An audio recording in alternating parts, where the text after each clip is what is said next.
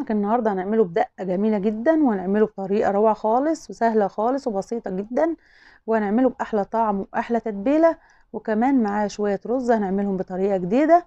هنعمل الرز النهارده بطريقة حلوة أوي النهارده. هنشوف النهارده هنعمل السمك بالطريقة دي ازاي، وهنطلعه بالجمال ده ازاي. طريقة سهلة خالص وبسيطة، يعني لأي حد هيعملها، للمبتدئين لسه اللي بيتعلموا الطبخ، العروسة الجديدة اللي بتبقى لسه خايفة تعمل السمك. أهم حاجة بس نضفي السمك كويس وصفيه من ميته كويس، وتعالي بقى هقولك هنعمله ازاي. زي ما احنا شايفين يا حبايب قلبي. السلام عليكم ورحمة الله وبركاته. اللهم صل وسلم وبارك على سيدنا محمد. ازيكم يا حبايب قلبي، عاملين ايه؟ يا رب دايما تكونوا بألف صحة بألف خير ان شاء الله. هنعمل النهارده السمك البلطي. طبعا زي ما احنا شايفين احلى سمك جميل خالص النهارده جايبينه مع بعض. صراحة بقالنا فترة طويلة ما عملناش النوع ده من السمك، بس يعني هنعمله فعلا بطريقة حلوة قوي. عملنا السمك الماكريل وعملت سمك كتير، بس بصراحة البولت ده طبعا قلت نجيبه النهارده ونغير بقى. يعني بصراحه ولادي مش بيحبوه قوي، بس بصراحه يعني هو كويس وجميل خالص. زي ما احنا شايفين يا حبايبي، انا طبعا جبت راس كبيره من الثوم، وبدات ان انا حطيتها في الكبه. انا بصراحه كنت عاوزه يعني اسهل عليكم واعمله في الهون، بس لقيت الوقت يعني فعلا اخدني خالص ونسيت خالص نفسي، فاتأخرت على الطبيخ، فقلت خلاص هعمله المرة دي كده. وبرده مرة تانية، هو على فكرة حبايبي الحاجات اللي انا هعملها النهاردة المفروض ان هي في الكبة ممكن تتعمل في الهون، وهقول لكم ازاي. زي ما احنا شايفين يا حبايبي، انا طبعا حطيت راس كبيرة من الثوم، وحطيت عليها قرنين اتنين فلفل عادي، عاوزة تحطي فلفل حامي عادي براحتك. وطبعا حطيت معلقة كده من الكمون، وكمان معلقة كزبرة ناشفة. طبعا الكمون بتاعي يعني مشكل عليه حاجات كتير من التوابل. كل الحاجات دي انا عملتها في الخلاط وعصرت عليها ليمونة. وبعد كده ضربتها كلها في الكبة قصدي يا حبايبي. وبعد كده بدأت ان انا جبت السمك اللي عندي شرحته كده من الجوانب. فقطعت كل سمكة من كل ناحية 3 فتحات زي ما احنا شايفين كده. وبدأت ان انا اتبل السمك كله من ناحيتين الاتنين ومن قلبه من جوه. وحطيت ملح كمان يا حبيبي على الدقه، انا نسيت اقول لكم. وزي ما احنا شايفين بدأت ان انا اتبل السمك، وطبعا هسيبه حوالي يعني نص ساعه على الاقل. لو عاوزه تتبليه وتسيبيه اكتر من كده براحتك. هو كل ما بياخد في التتبيله بيبقى طعمه جميل خالص. زي ما احنا شايفين يا حبايبي، انا هغلفه كله بالتتبيله بتاعتنا او بالدقه بتاعتنا. بالمناسبه زي ما قلت لكم انا كنت هعمل كل ده في الهون، بس للاسف انا استعجلت وقلت خلاص الكبه هتنجز معايا. فطبعا كل الحاجات دي حبايبي بنحطها في الهون برضو وبندقها، بتطلع برضو بتدينا نفس النتيجه ونفس الطعم. زي ما احنا شايفين انا طبعا جبت حله حطيتها على النار. كنت فارمه بصلتين يعني متوسطين كده، وبدأت ان انا حطيتهم في شوية زيت.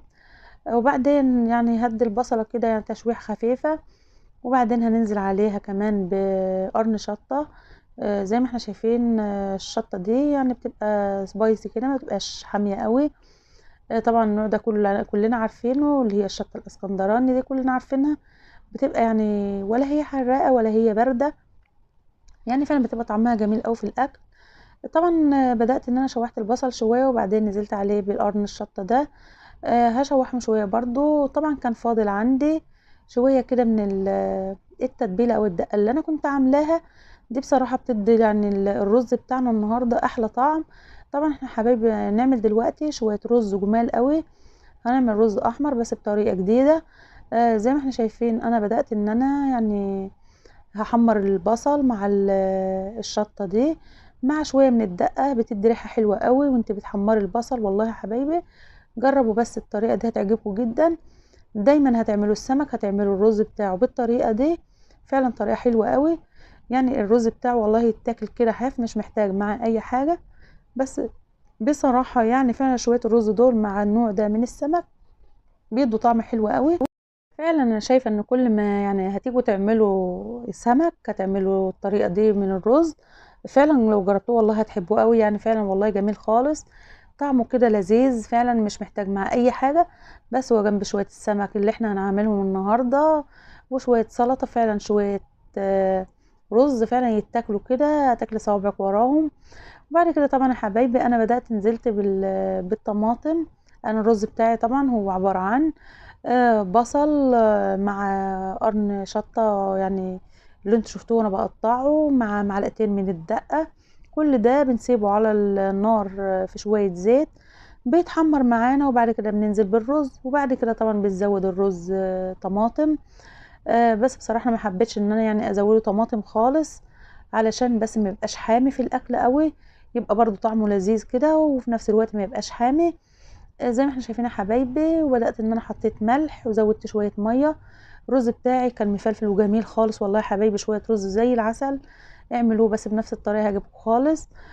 طبعا الرز ده يا حبايبي زي ما احنا عارفين ان الرز طبعا بيبقى فيه نسبة من النشا، مع طبعا الطماطم، بيبقى عاوز تقليب شوية لحد ما يتشرب، وبعد كده خلاص بتهديله وسيبيه براحته ياخد حقه على النار، بيتردد زي ما بيقولوا.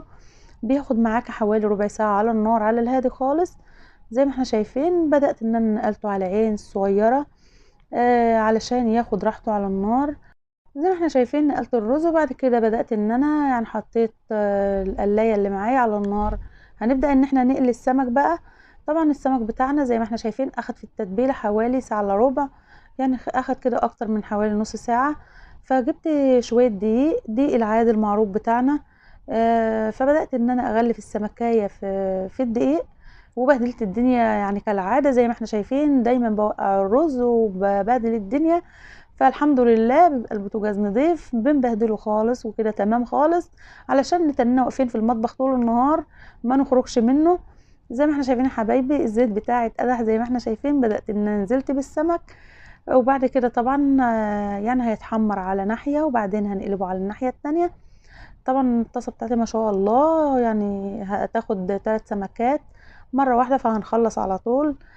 طبعا يا حبايبي الفتحات اللي بتبقى في السمكية دي هي دي بتخليها اكتر حاجة انها تشرب في التتبيلة يعني في اقل وقت، وبتخلي اللحمة بتاعت السمك كلها يعني شاربة من التتبيلة وطعمها حلو. ما بيبقاش كده مثلا حتة تحسيها معلهاش ملح او معلهاش دقة ما طالتش الدقة، وحتة مثلا تلاقيها حادقة. لا طبعا الفتحات دي بتخلي كل السمكية طعمها زي بعضها. فعلا يعني احسن حاجة في السمك اللي هو البلطي لما تفتحيه بالشكل ده.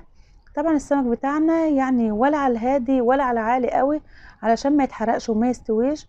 وفي نفس الوقت برضو لو على الهادي ممكن يعني تبص تلاقي السمكية تتهرى منك، وفي نفس الوقت برضو لا اخدت اللون بتاعها ولا استوت السوا بتاعها المظبوط، ممكن تتهرى منك وتتفك منك في الزيت.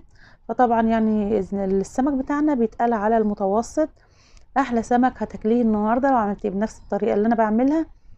هنعمل جنبه طبعا بقى شويه سلطه كده وجمال. وكنت كمان احلى حاجه بقى النهارده مشجعانا كمان للسمك بتاعنا النهارده، جايبه له اطباق جديده في فيديو قبل كده انا كنت منزلاه. طبعا يعني حبيت ان انا اجيب السمك ده علشان الطقم اللي هو بتاع السمك ده، برضو ده بصراحة اللي شجعني اجيب السمك ده. فطبعا النهاردة هيبقى احلى سمك واحلى سفرة، هنعمله بطريقة جميلة خالص. بس بقى يا حبايبي ما تنسوش بقى تعملوا لنا لايك للفيديو وتشتركوا في القناة، لان فعلا انتوا بتفرحونا بوجودكم، يعني فعلا بحس اخواتنا وحبايبنا واهلنا في القناة. بجد بفرح بيكم يا حبايبي كلكم، ربنا يجازيكم كل خير. حاولوا بس تقفوا جنبينا شوية، حتى بس لو هترفعوا الفيديو باللايك، مش عايزة اكتر من كده. واكتبوا لنا بس تعليق كده يعني منكم، ونحس كده ان اخواتنا وحبايبنا معانا في القناة بتشجعونا ان احنا نكمل. لان فعلا يعني بالنسبة للمشاهدات الحمد لله تمام خالص، مفيش مشاهدات قد كده، ولا كمان يعني ولا في تعليقات ولا في لايكات ولا في اي حاجة الحمد لله. طبعا انتوا بقى اللي بتساعدونا ان احنا يعني نكمل. فكده يا حبايبي زي ما انتوا شايفين ده الطقم بتاعي، طقم سمك.